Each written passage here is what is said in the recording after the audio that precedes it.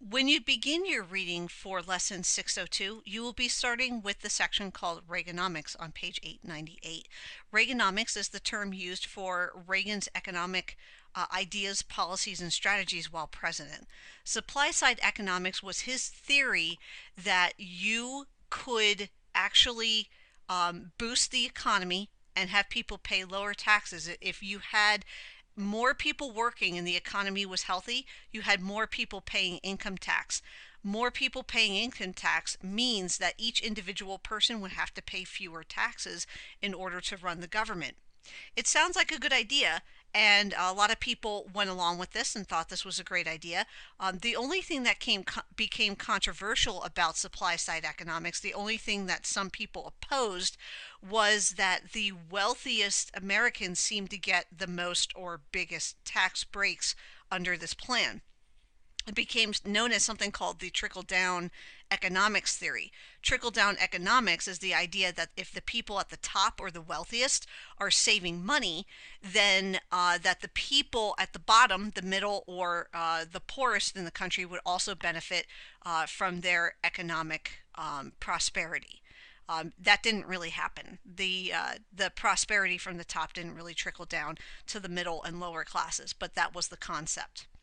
Reagan, as a president, did tell people that as a conservative, he would spend less money on social programs. Um, Things like Medicare, Medicaid, Social Security, things like that.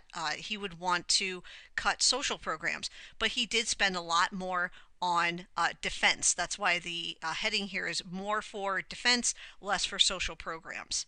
That was his idea, or his idea for budgeting the uh, national spending. That was his federal budget. He actually spent a ton of money when it came to defense. He increased the budget by 44% for national defense, 157 to 227 billion in spending increase in 3 years. That's an awful lot. So for a conservative, Reagan is spending a lot of money. Even though he's trying to scale back on the size of the government as a conservative, he's still spending quite a bit.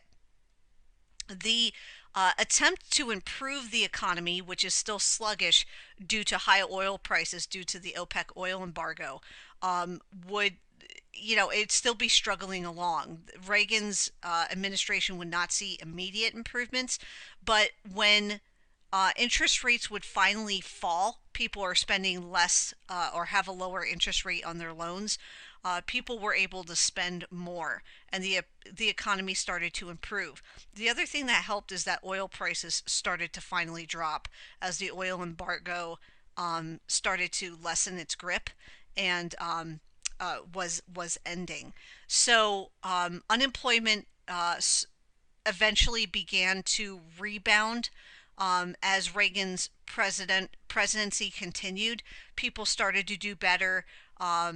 But there was an initial period during the first years of Reagan's term that was very, very difficult for the country.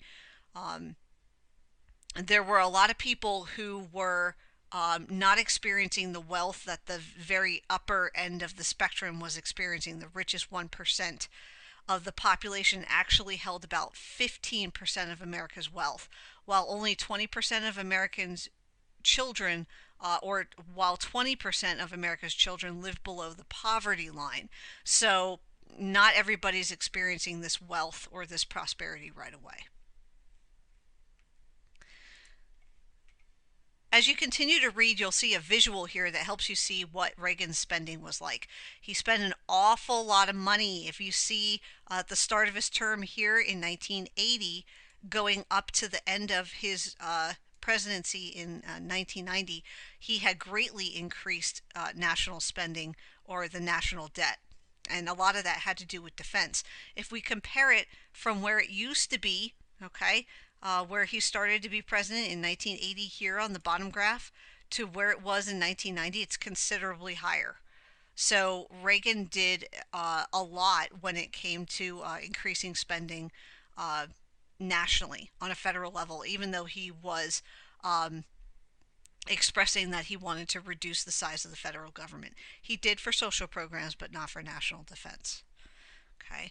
By the time you get to your third goal, which is about Sandra Day O'Connor joining the court, you will be on page 902 to 903, and it says a new order in the court. It talks about how Sandra Day O'Connor does make it to the Supreme Court and the reasons why Reagan would want to see her on the court as a replacement for a much more liberal court that was in place. So he's trying to put more conservative judges on the bench, which is the term for the Supreme Court.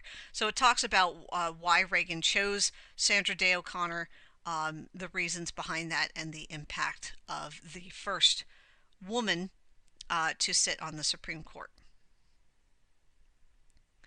As we go back into your course, after reading your textbook pages and answering the questions on your reading guide, you should be ready to take the checkpoint. Click on 602 checkpoint and open it up. You will see the 2 questions that are asked of you there. And again, it says here specifically, and you'll notice, use your completed reading guide for lesson 602. The checkpoint is telling you that you need to complete the reading guide in order to answer these questions.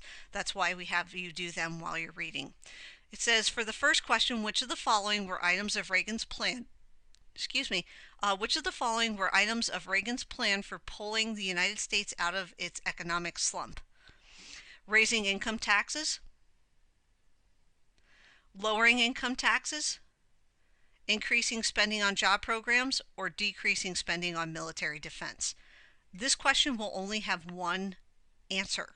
Okay, it says, which of the following were items of Reagan's plan?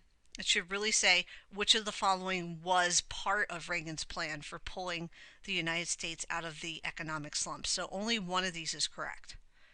Which was part of his plan for fixing the economy?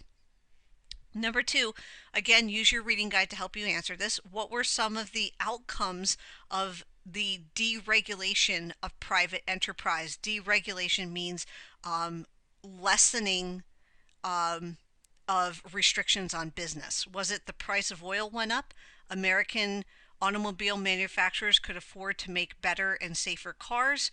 It became more expensive for airlines to operate, or savings and loan institutions made risky loans and many borrowers defaulted. This will be the end of your lesson. Once you complete the checkpoint, click save and then submit for grading, and that will be it. Look for another recording on 603 that you will be assigned for May the 14th. Good luck.